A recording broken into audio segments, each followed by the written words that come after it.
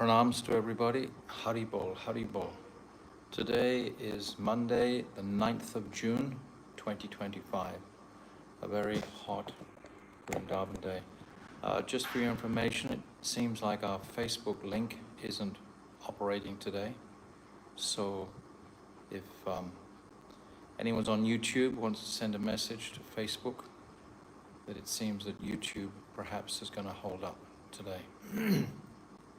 So today's a very auspicious day. It's the Chid Dahi Mahotsav, beautiful day, when it's described how Raghunath could escape or was taken by his father's soldiers to meet Nityananda Prabhu. But it's really the beginning of Lord Raghunath's great escape from his material entanglement and his ability to run to Puridam, because this Chiddahi Mahotsav is performed basically by Raghunath, because he's offering obeisances to Lord Nityananda from a distance. Nityananda calls him out, says, "You're a thief." And the punishment for this thievery is you have to make a festival now for all my associates here. You have to buy dahi, and this flat rice, chid, chira, and yogurt, and bananas, and you have to feed everybody. So beautiful, beautiful pastime. And Nityananda Prabhu rains his mercy upon Raghunath Das.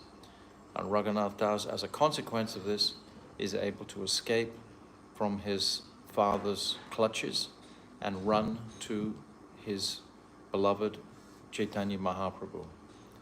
So this is the pastime that we're celebrating today in Panihati. Panihati is the place on the bank of the Ganga, just besides Raghava Pandit's house. Raghava Pandit and his sister Damayanti stay in the ashram there. So that's the festival today that we're celebrating. Okay, so we'll come to our subject of Caitanya Caritamrta, 5th chapter, Adi-lila. Agyan timirandasya gyanam jala shalakaya chakshu unmilitam jena tasmai Shri Gurave Namaha. Shri Chaitanya manobishtam shtapitam jena bhutale swayam rupa kathamayam dadati swapadantikam. Priya sarupe, daita sarupe, prema sarupe, sahaja virupe, Nijana Rupe, Prabhueka Rupe, Tatana Rupe, Swavilasa Rupe. Anapita Chirim Chirat, Kurunavartino Kalo, Samadapaitam Unnata Ujvala, Rasam Swabhakti Shriyam. Hari Purata Sundarata Tikatamba Satipita, Sadakradare Kandare Swaratu Vasachinandanaha. Yam prabhajanta manapetyam apeti krityam dvaipaino viraha katara ajuhava putre titam mayatayo tarabo benedustam sarvabhutam hridim munimanatoshmi bhaktya vihina aparara lakshay shiptascha karmadi tarangamadye kripamai tvam sharanam prapana brinde namaste charanarvindam Vajami radham aravinda netram, smarami radham madhurashmitasyam, vadami radham karuna bharadram, tatom amarasti katina kapi, tavaivasmi najivami tvaivina, iti vignaya radhe tvam nayamam charanantikam. I'm first of all offering millions of Dandavat pranams unto the lotus feet of my most beloved Gurudev, Adi-lila 5.42. Asto Tarazara Shishimad Srila Bhaktivedanta Narayan Goswami Maharaj. And I'm offering the same again millions of times unto the lotus feet of our dearmost Adi-lila 5.42. Asto Tarazara Shishimad Srila Bhaktivedanta Swami Srila Prabhupada. And to our dearmost Srila Krishna's Kaviraj Goswami. And to all our Rupanuga Guru Varg, and all the Vaishnava and Vaishnavi devotees of the Lord, my Dandavat pranams to all of you. Vansha kalpa tarubhyascha kripa sindhuvevacha patitanam pavanebhyo vaishnavebhyo namo namaha. So we've just concluded a 15-page purport by Srila Bhaktivedanta Swami Srila Prabhupada in this 5th chapter. So this 5th chapter is very dense because it's describing the entirety of the universal manifestation emanating from Sankarshan and the Chatuvyuha specifically. So this has been our topic, this Chatuvyuha from Vasudev, Sankarshan, Pradyumna and Aniruddha, the first and the second of these Chatuvyuhas. And these are very beautifully explained in great depth by Bhaktivedanta Swami Srila Prabhupada. So to give us some idea of the nature of this creation by Nityananda Balaram. Previous to that, we discussed the 3 Shaktis of Lord Narayan, Shri, Bhu and Nila Shaktis. We described the 4 types of liberation, Salokya, Sharsti, Samipya, Sarupya. We also described Sayuja. So all these areas we've been touching on and becoming educated in the entirety of this cosmic manifestation, which is all in glorification of Nityananda Balaram.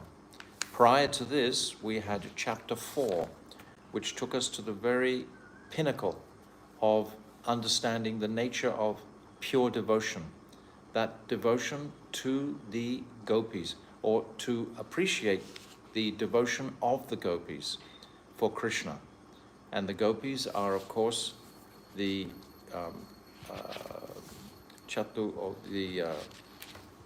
Vyuha of Srimati Radhika, her own expansions, all expanding into the form of the gopis.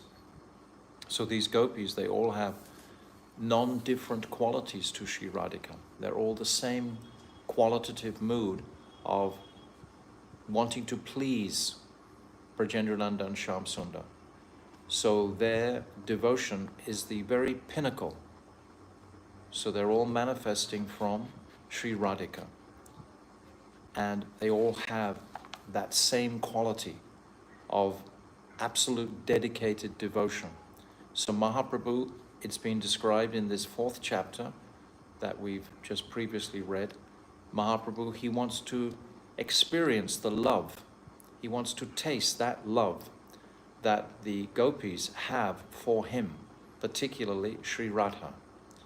So this is his principal confidential reason for manifesting. And now we've reached the chapter 5, describing his parikas, and his principal associate, his principal parika is Nityananda Ram. And we're walking through the different transcendental qualities of Nityananda, specifically in the case of descriptions of the universes, the spiritual universes, Dwarka, Mathura, Krishna Loka, and the Vaikuntha planets, and then coming into this material world. So this is our subject matter. This is where we're going through, getting a solid appreciation of the glories of Nityananda Ram, this 5th chapter. Very, very beautiful. Okay, so we've come to verse 42 today. Jaya Jaya Shri Caitanya Jaya Nityananda Jaya Dvaita Chandra Jaya Gaura Bhakta Vrinda Tanhaye Yamara Rupa Mahasankarshan Chit Chit Shakti Ashraya Tinha. My glasses on. Kanere Karam. There, in the spiritual sky, the personal feature of Balaram, called Mahasankarshan, is the shelter of the spiritual energy. He is the primary cause of all causes. So this is our topic, this is what we've been discussing. Text 43. Chit Chit Shakti Vilaseka Shuddha Sattvanam Shuddha Sattva Mayayata Vaikuntadidam. One variety of the pastimes of the spiritual energy is described as pure goodness, Vishuddha Sattva, It comprises all the abodes of Vaikuntha. We're getting the whole vision here. Text 44. Sadvidaishvarya tanha sakala chinmaya sankarshenar vibhuti sabhajanhi nishchaya. The 6 attributes are all spiritual. Know for certain that they are all manifestations of the opulence of Sankarshan. Jivanama tatashtaikya eka shakti haya Mahasankarshana shabe jivare ashraya. Text 45. There is one marginal potency known as the jiva. Although in the spiritual realm, that jiva's marginal nature is completely absent because they're totally focused on only their seva to Krishna. We are marginal because we have the ability to enjoy to some degree this dull energy, this mayic potency. We certainly have the desire to try to enjoy it.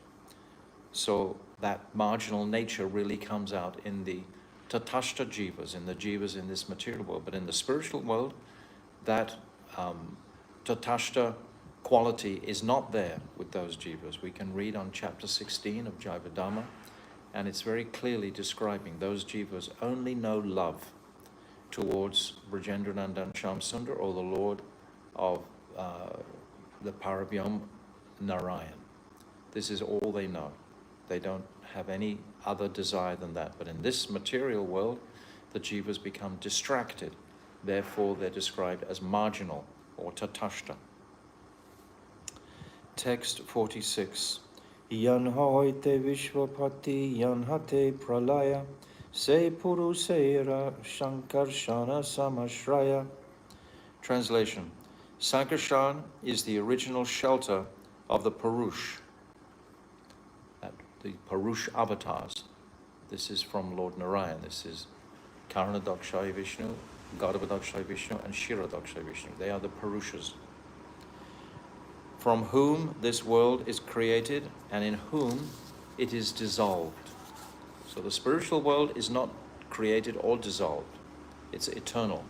The jivas residing within this material world are also eternal, but the world itself is temporary. It's not false, and that is therefore created and it's annihilated, the temporary material worlds.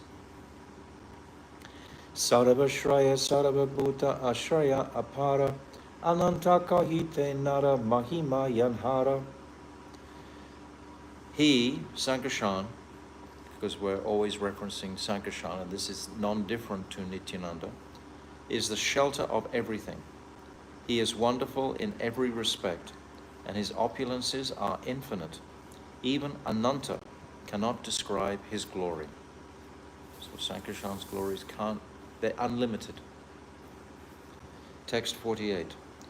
Turiya Vashuddha Sattva Sankarshana Nam Tinho Yanra Amsa Se Nityanandaram.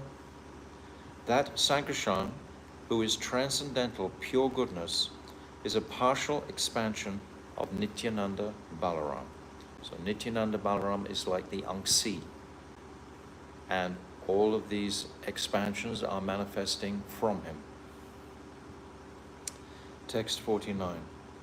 Astama stoloker kaile sankshape vivarne navama slokera artha sunadiya mana. I have briefly explained the 8th verse. Now please listen with attention as I explain the 9th verse. So as we said before, these references that Srila Krishnadas Kaviraj is making are in reference to the first verses that he wrote in the beginning of the first chapter. And we're scrolling through these first 14 verses altogether of the first chapter. So we'll give you a list of these 14 verses so you can have it in a single document. Text 50. Maya Bharata Jada Sankoshrayangaha Sete Sakshat Karanam Bodhi Madhye Yasyaikam Sa Sri Pumam Adidevas Tam Shri Nityananda Raman Prapadye. Translation.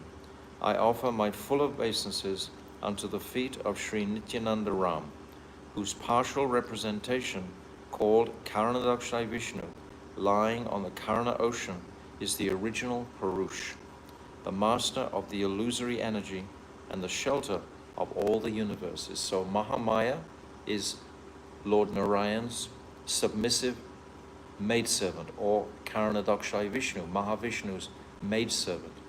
Mahavishnu's wife is Rama Devi. Rama Devi, the long A at the end. Rama Devi is the consort of Mahavishnu, but his maidservant is Mahamaya. Text 51. Vaikunta Bahirye Jyoti Maya Dharma Tanha Bahir Karanava Nama.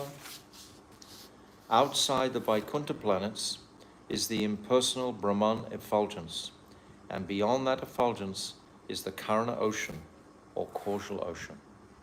We are so blessed to have this complete, clear description of the phenomenal material world and the transcendental spiritual worlds also. The material scientists have no conception whatsoever. We cannot access these descriptions without a mood of devotion. A mood of devotion means I am subordinate to that Supreme Lord. There must be a mood of Sharanagat. There must be a mood in the sadhak of achintya, appreciating the inconceivable nature of this spiritual reality and the material reality. We're simply going to describe the material reality now, not even the spiritual creation. This is the material creation we're describing, coming from these three Purush avatars. Purport. The impersonal glowing effulgence, known as impersonal Brahman, is the outer space of the Vaikunta planets in the spiritual sky. So you have the Vaikunta planets initially, and then you have the Brahman effulgence, and then you have the causal ocean, and within that causal ocean you have Mahavishnu, who's manifesting the material world. So it's radiating out from there. And the Vaikunta planets, they are underneath, so to speak, Krishna Loka, Dwarka, and Mathura planets in the Madhurya realm. So we have the whole clear picture of where we are in relationship to these personalities of Lord Ram, Nityananda Balaram, etc., and Krishna. Beyond that impersonal Brahman is the great causal ocean, which lies between the material and spiritual skies, this causal ocean. The material nature is a byproduct of this causal ocean. We are always thinking we're so important.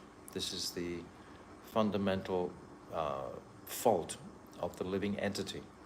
We're obsessed with our own grandiose personalities and natures in the microcosm and in the macrocosm, thinking that man and his universe is how it's often referred to.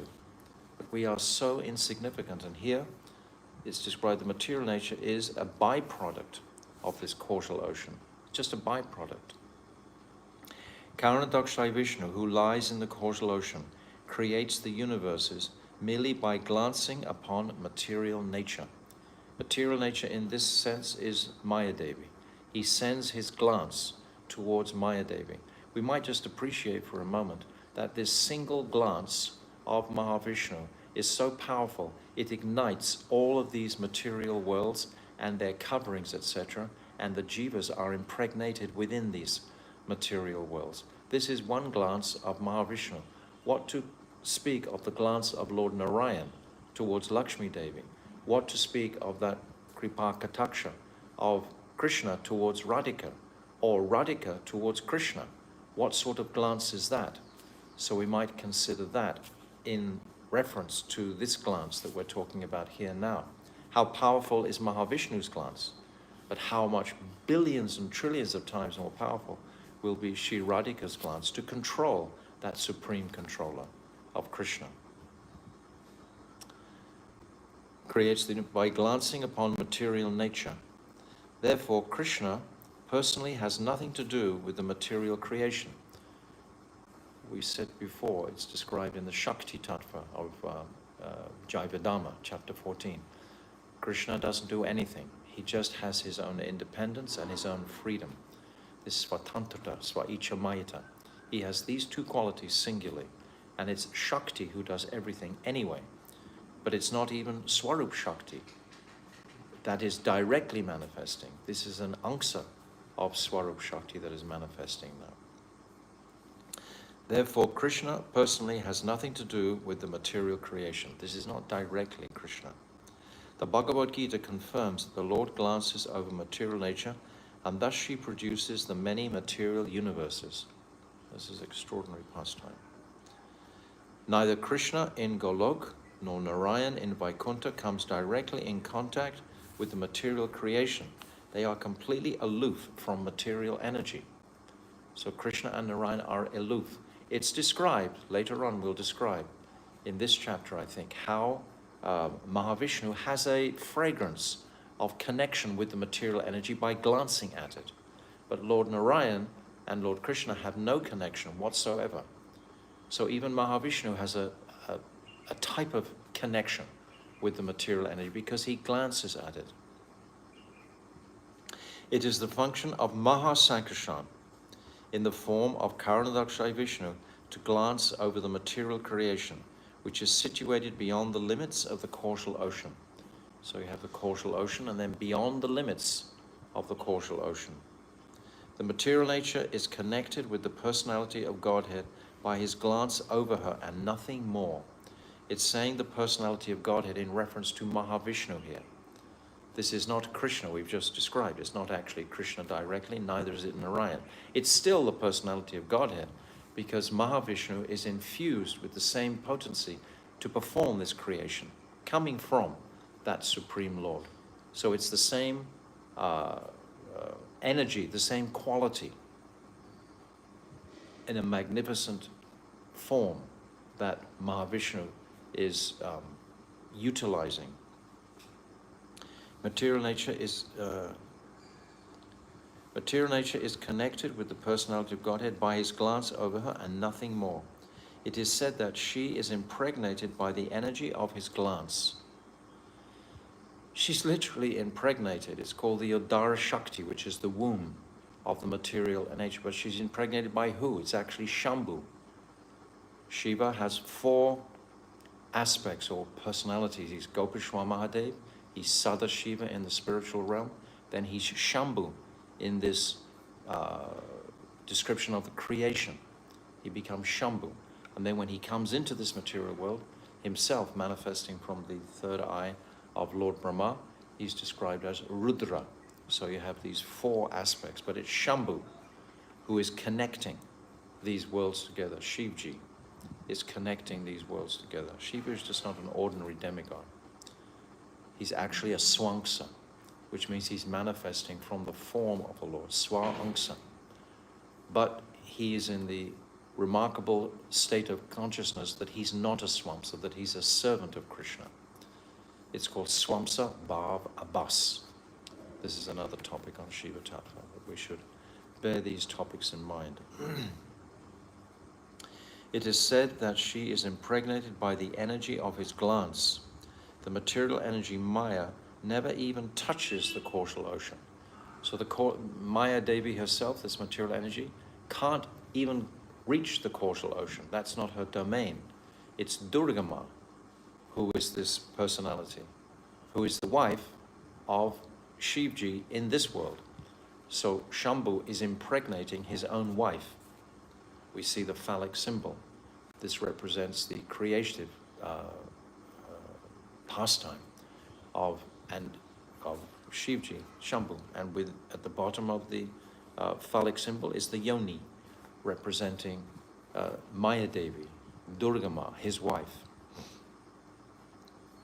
The material energy Maya never even touches the causal ocean, for the Lord's glance focuses upon her from a great distance away. The glancing power of the Lord agitates the entire cosmic energy and thus its action begin at once. It's described specifically in the 3rd canto of Srimad Bhagavatam, what is it that agitates this material energy? The material energy in its dormant state is called the pradhan, or the primordial soup. This is when there's no cohesive action. It's exactly like the embryo of a mother before there's impregnation. All the ingredients are there, but nothing has actually come together. This is the pradhan. And then when the seed enters, then the prakriti is going to manifest. But why does the prakriti, that material energy, manifest? When that seed is planted, its 2 elements are carried within the seed. That is time and the jiva. The prototype of all jivas is carried within that seed. So when time enters into this material world, it agitates the 3 modes of material nature as described. This element of time, because previously there is no time for Mahavishnu. And we can appreciate this to some degree when we see how every breath he breathes out, unlimited billions of Brahmans or universes are manifesting from the pores of his skin. And when he breathes in, they all enter into his body again. And every breath represents the lifetime of a single Brahma, which is described as billions and billions and billions of years. So this is the timeline, so to speak, of what we're describing about here. We can catch the enormity of the distinction between Mahavishnu and Garbhodakshaya Vishnu and Kshirodakshaya Vishnu. They're quite distinct. 3 Purusha avatars, and they have their functions to perform, which are very beautiful to appreciate.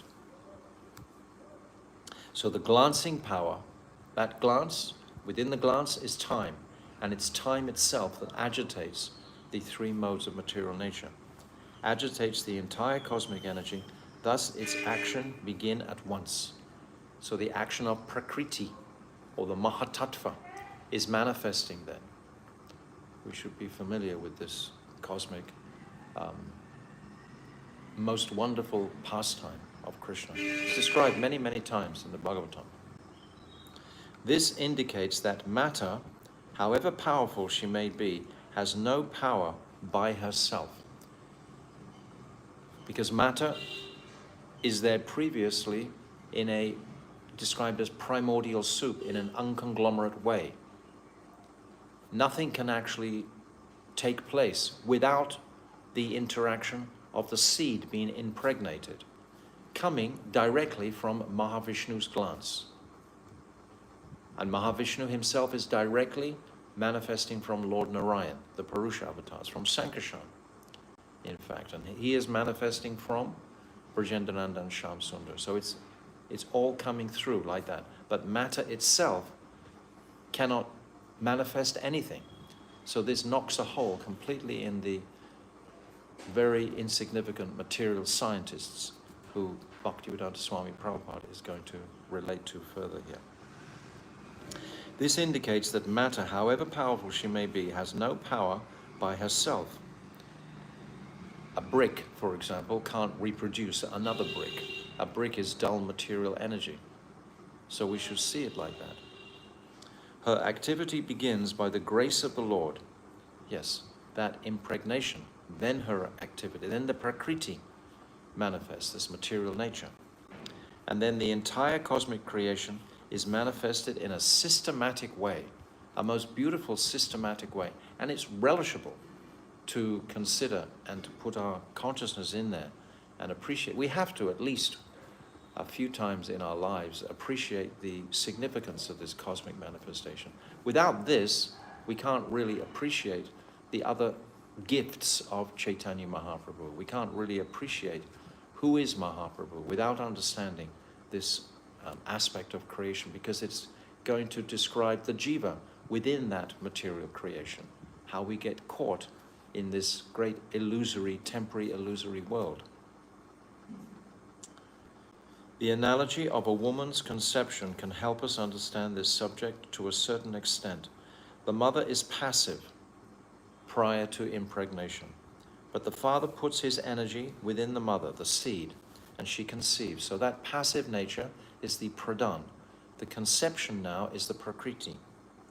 She supplies the ingredients for the birth of the child in her womb. Yes, everything's supplied. Actually, it's originally from the pradhan, and then it becomes supplied. Prakriti puts it together because of the element of time. Similarly, the Lord activates material nature, which then supplies the ingredients for the cosmic development. So it's the Lord's energy that's creating the ingredients ultimately. This is a big point. Devotees can very easily appreciate it, but the material scientists can't even approach it. Material nature has two different phases. The aspect called pradhan supplies the material ingredients for cosmic development, and the aspect called maya causes the manifestation of her ingredients. Maya or prakriti, we can say. Maya is the illusory energy, but from pradhan, we call it prakriti, which is the material nature, is manifesting.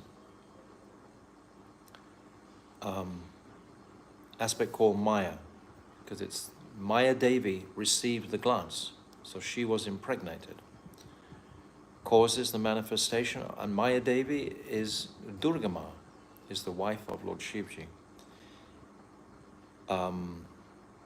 Manifestation of her ingredients, which are temporary, because they're material and not eternal. Like foam in the ocean. Foam in the ocean is temporary, it's not eternal. In reality, the temporary manifestations of material nature are originally caused by the spiritual glance of the Lord.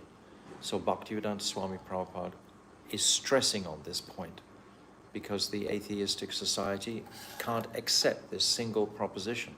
It's like if you have 1 + 1 = 3, what result, what conclusion are you going to come to if your initial premise is incorrect? So everything is coming from the Lord. This is the original premise that Bhaktivedanta Swami Prabhupada is very strongly stressing. In reality, the temporary manifestations of material nature are originally caused by the spiritual glance of the Lord. That's their origin. And the scientists today, you can look on in YouTube or whatever, you can find 100 different ideas, 1,000 different ideas of how this cosmos manifested without considering the reality of the spiritual infusion. Because we are spirit. So where does that spirit have its origin? Only in the spiritual realms, only coming from that supreme spiritual personality. The personality of Godhead is the direct or remote cause of creation. The material nature is the indirect and immediate cause. You understand? It's the immediate cause, the material nature. The material manifestation is referred to here. The personality of Godhead is the direct or remote cause of creation. The material nature is the indirect or immediate cause. Materialistic scientists, puffed up by the magical changes their so-called inventions have brought about. This is the reason for all faults of judgment, etc. So often is pride. Pride trips us up. We suddenly have the false confidence to believe in something that is completely absurd and temporary. That false confidence will give us the boldness to actually say these various ridiculous material assertions that how the material world manifested. Material scientists, puffed up by the magical changes their so-called inventions have brought about, cannot see the real potency of Godhead behind matter. This is a big, big thing. The whole world, the whole society, is the whole, what we might call civilization, human civilization today, is running under this singular illusion. Therefore, the jugglery of science is gradually leading people to a godless civilization at the cost of the goal of human life.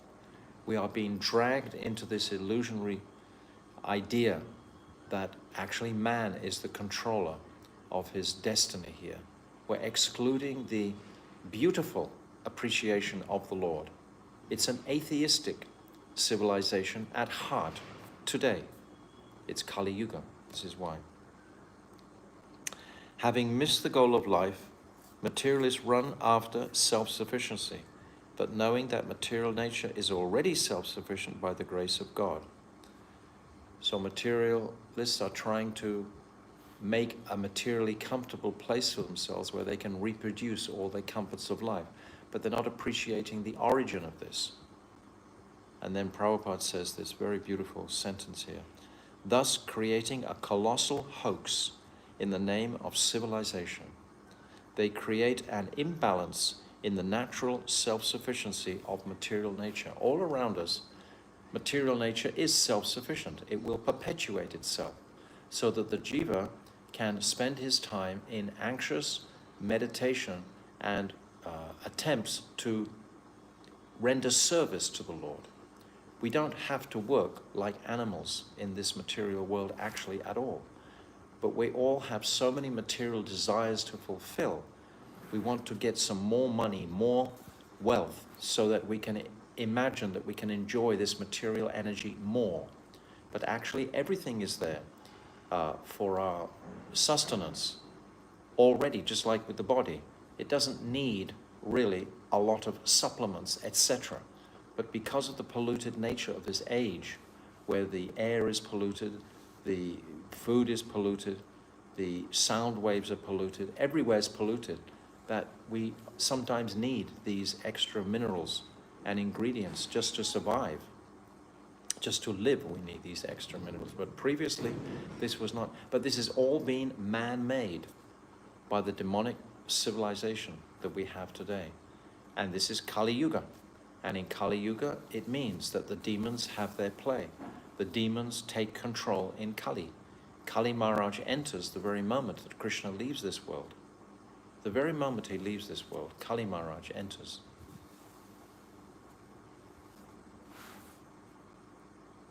To explain how Maya acts by Krishna's... Oh, I missed a sentence, I missed a paragraph. To think of material nature as all in all, not knowing the original cause, is ignorance. This is why we're actually going through this, because Bhaktivedanta Swami Prabhupada is very enthusiastically trying to dispel our ignorance of the world that we live in, and seeing if it's all manifesting from the Lord for the benefit of the jiva, to actually come back to the Lord. If that's the objective, then we have, right now we can consider in our lives, all the ingredients are there necessary. Ananyas chintayantomam yajane paripasate. That Krishna will supply everything that we are lacking, and he will preserve everything that we have. We don't need to support this demonic civilization the way we do. Any sort of support towards material growth is like a demonic tendency. It's not necessary. But still we keep going because we're so brainwashed. From childhood, from previous births, we're brainwashed all the way through by this slaughterhouse educational system that we have. It's just training us to try to be the controllers, the supreme controllers. What is the quality of control? It's the quality of a demon. Control and fear. This is what the demons try to inject. These are demonic qualities. These are not sattvic qualities. Not even Supersoul controls the jivatma. It's described as antaryami, the witness. He's just witnessing. He's not going to control. We will never be. We have our independence so that we can independently turn towards Krishna in loving service. That's why we have independence. If Krishna wanted to just put some powder over us, so to speak, and say, now you all love me, we wouldn't be satisfied. It has to come from ourselves, from our own independent choice. We made an independent choice to choose the illusory energy. The only way out of this Mayic world, this illusory energy, is to use that independence again to make the choice to come out of it. It's always up to us. It's always our choice, every single time. Lord Chaitanya appeared in order to dissipate this darkness of ignorance by igniting the spark of spiritual life that can, by his causeless mercy, enlighten the whole world, the entire world. This is who is Chaitanya Mahaprabhu, the Yuga Dharma, the Yuga Avatar. He's giving us the Yuga Dharma of chanting Harinam. What's that say? Kaler dosha. Kale dosha means fault. Kale dosha nidhi rajan. Rajan means king. Kali dosha nidhi rajan. Nidhi is ocean. This is an ocean of faults in Kali Yuga. Kale dosha nidhi rajan asti hyeko mahanguna. But there is one great quality. This is what Mahaprabhu is giving us. Kirtanad eva krishnasya mukta sangha paramrajet. That kirtan in the association of devotees is the greatest quality that Krishna is giving us, that Mahaprabhu is giving us. He's giving us the way out of this material predicament. And Sankirtan is going to help us. Nityananda Ram is the embodiment of Guru, as we said, Akanda Guru Mula Tattva. This is all about Nityananda. To explain how Maya acts by Krishna's power, the author of Sri Caitanya Caritamrta gives the analogy of an iron rod in a fire. Although the rod is not fire, it becomes red hot and acts like fire itself. It's called tadatmik. When the iron will be like fire, it'll smoke, it'll be red, it'll burn, have all the qualities of fire, but you leave it out of the fire for a little while and it'll just go back to being a cold piece of iron. So the Jivatma is like that. When he's in association with pure spiritual company, he's going to take on, again, his own spiritual qualities. Similarly, all the actions and reactions of material nature are not actually the work of material nature, but are actions and reactions of the energy of the Supreme Lord manifested through matter. So all of this is coming through matter, but the ultimate connection is the spiritual connection. And we are Jivara Swarup Krishna Nitidas. We are ultimately pure spirit, but we've forgotten our spirit. We have that potential. Kriti Sadhya Bhavet Sadhya Bhav Saranabhita. Nitya Siddhyasya. Nitya Siddha means perfect, eternally perfect. Nitya Siddhyasya Prakratam. It's saying Nitya Siddhyasya Bhavasya Prakratam iti Sadhyate. That by this Bhav Bhakti, by our practice of sadhana, we can again come to our real established identity. And we've said many times this conception of nishag, we have this acquired nature. If we understand this deeply, and we have to remember it constantly, we'll forget it in a minute, because this Mayic energy is so strong. The people within the Mayic energy who have that will contaminate us immediately and reinforce the conception that I am the body.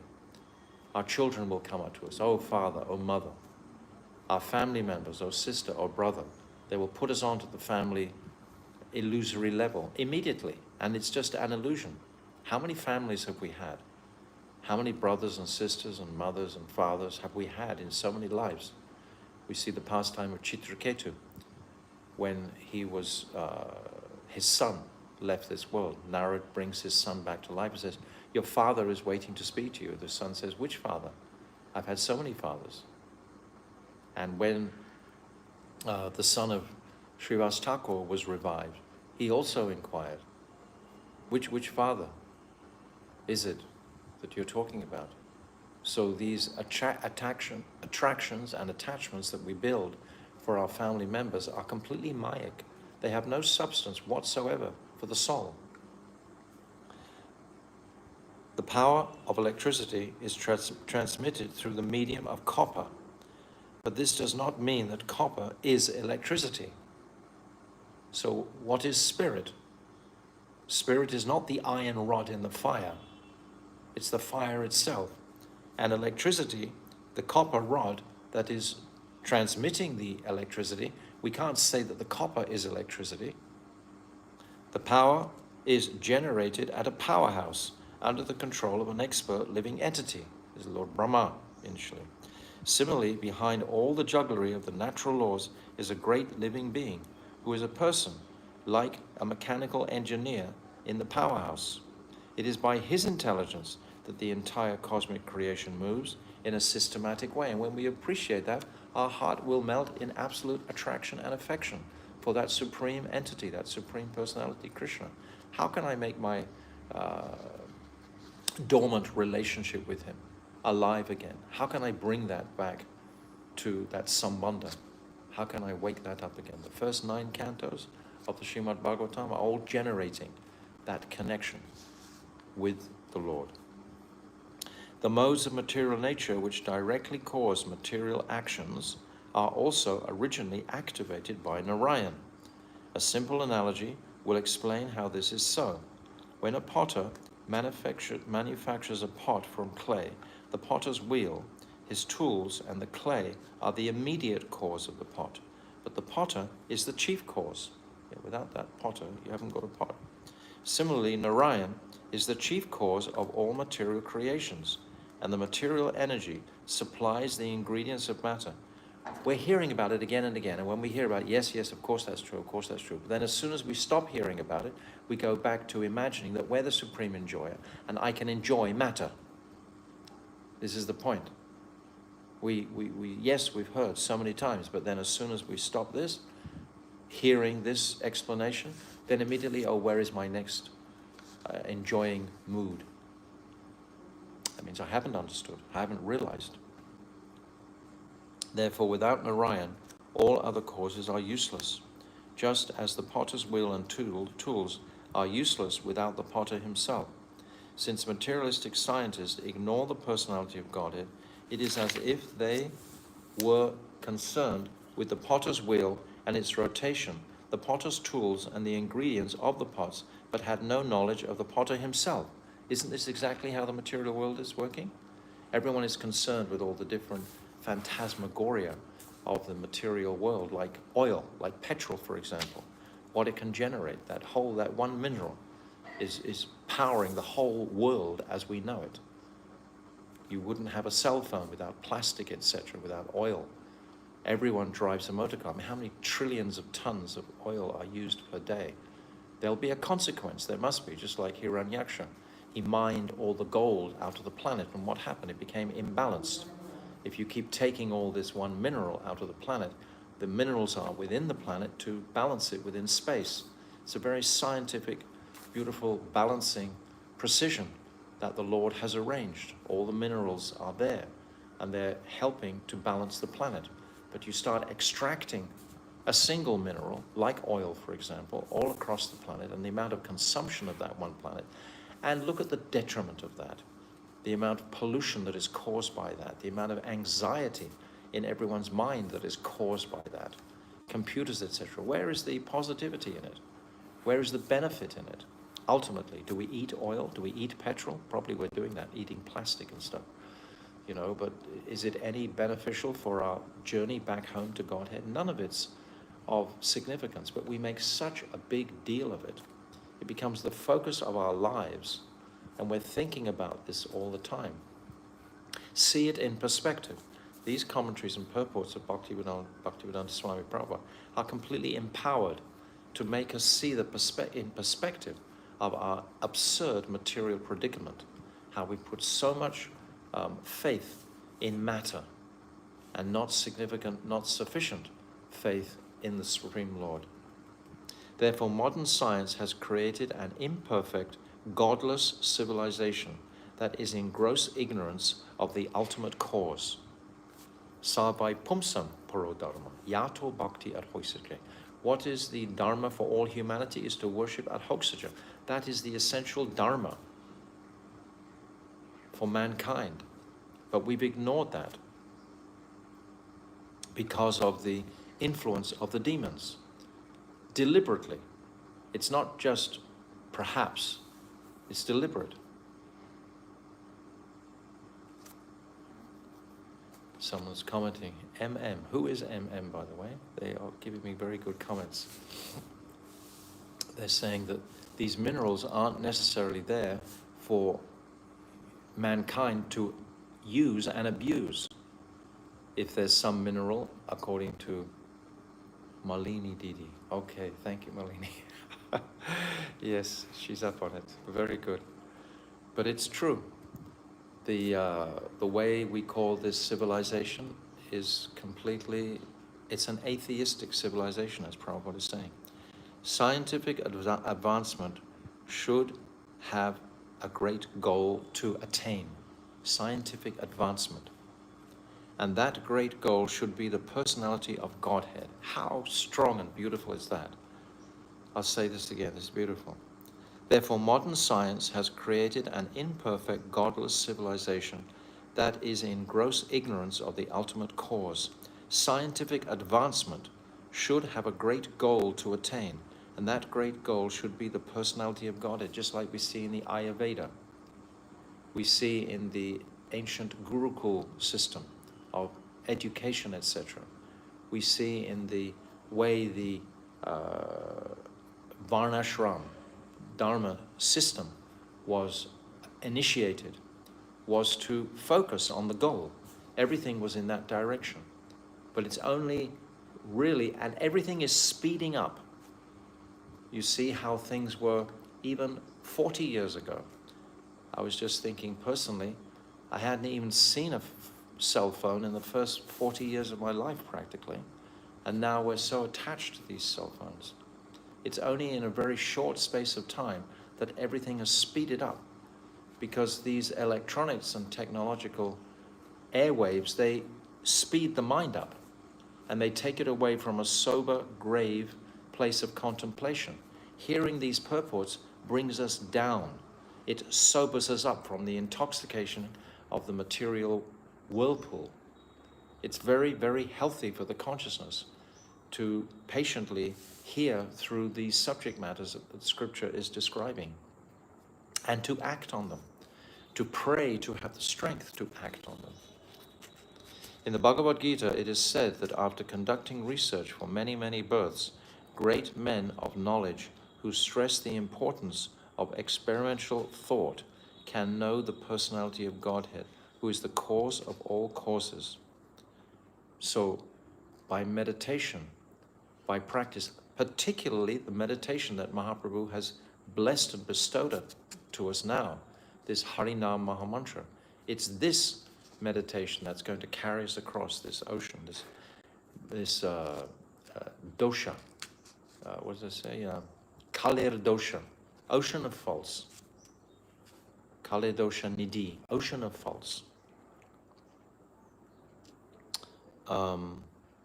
When one knows him perfectly, one surrenders unto him and then becomes a Mahatma. This is the most beautiful place to find in the heart, this place of complete submission to the Lord. Then we have no anxiety. All anxiety flees away because we know that the Lord is orchestrating and arranging everything. We fall in line with the Lord's plan, with His plan, with what He wants to unfold. And if He wants to reveal something wonderful, we're going to honor this. And if something devastating happens, we also understand that that is also part of the Lord's sanctioning. The demons don't seem to realize that the Lord will sanction any conflict or anything like that. They're not independent in that way. They believe they are. This puffs up their great sense of self-importance. This is the great absurdity of life. Okay, text 52. I mean, we can go on and on talking about these topics, but the essential point that Prabhupada is making is civilization should focus on the Lord, should become theistic. And again, then all tranquility, all satisfaction, all happiness will manifest in the heart of the conditioned souls. Text 52. Vaikuntha Badiya Eka Ache Jale Nidhi Ananta Aparatara Nahika Abadi. Surrounding Vaikuntha is a mass of water that is endless, unfathomed, and unlimited. Vaikuntera Pritividadi Sakala Chinmaya Mayika Bhutera Tahi Janma Nahi Kaya Haya. The earth, water, fire, air, and ether of Vaikuntha are all spiritual. Material elements are not found there. You can't cross this place in any other vehicle except your own spiritual conscious state. Chinmaya, text 54. Chinmaya jalai se parama karana, yara eka kana ganga patita pavana. Translation. The water of the Karana ocean, which is the original cause, is therefore spiritual. The sacred Ganges, which is but a drop of it, purifies the fallen souls.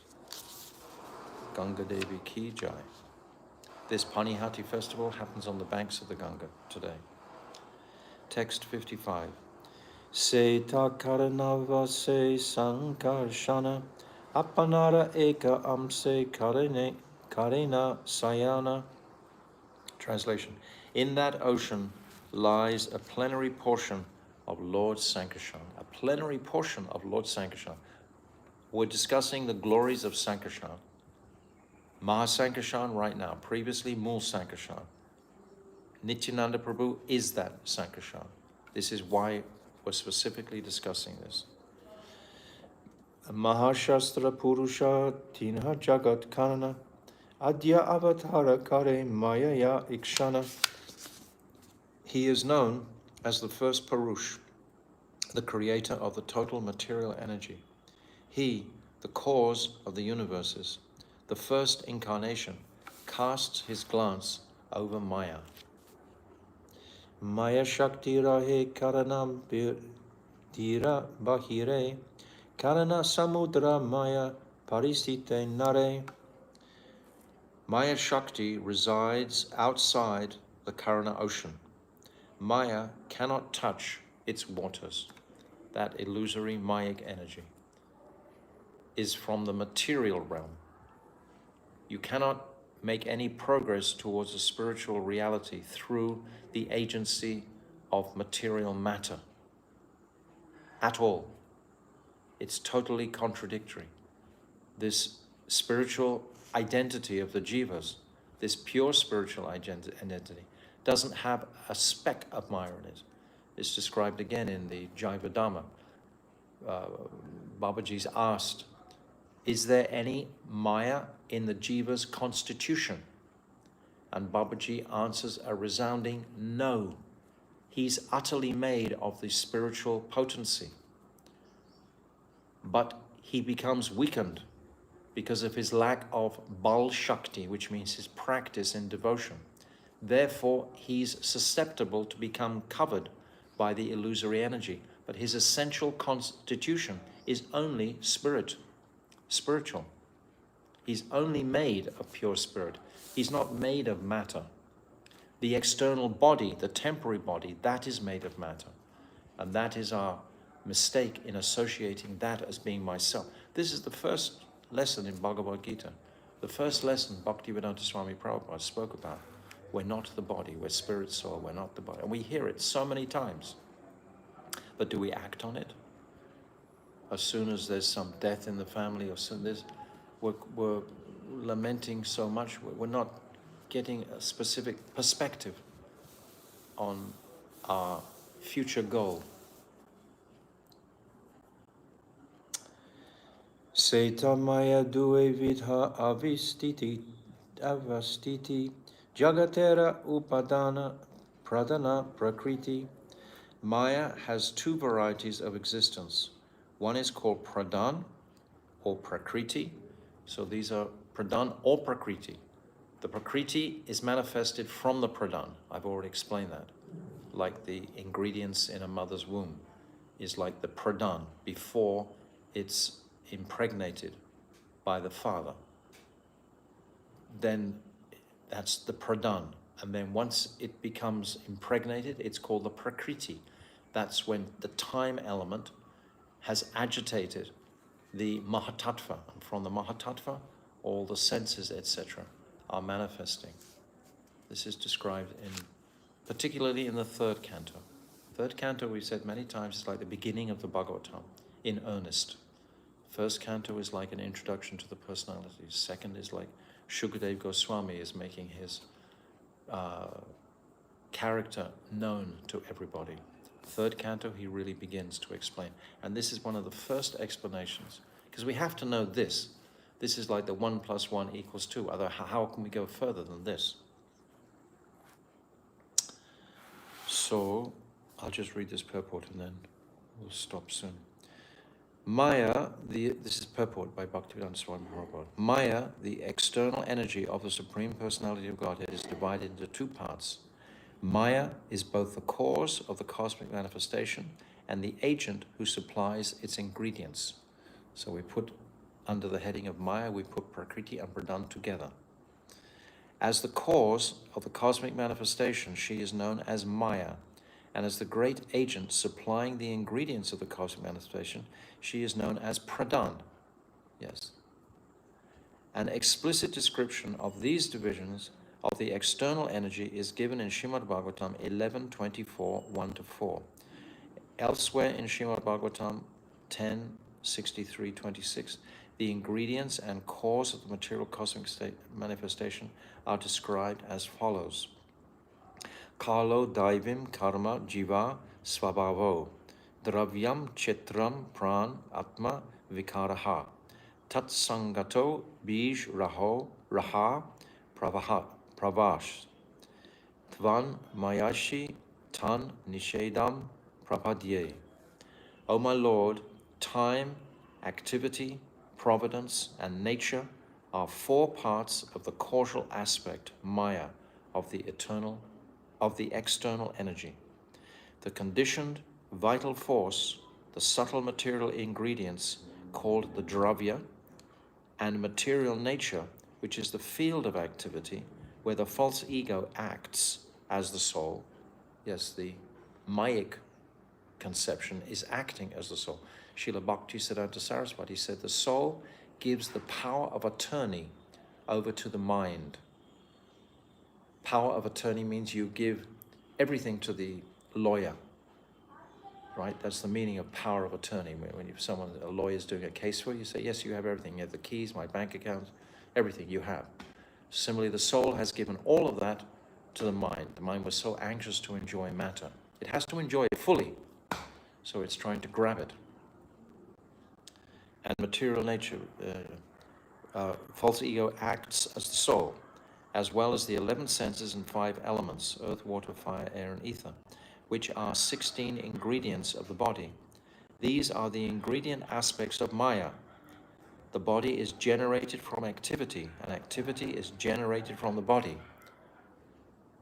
So the body is generated from activity, and from activity is generated, and activity is generated from the body, just as a tree is generated from a seed that is generated from a tree. So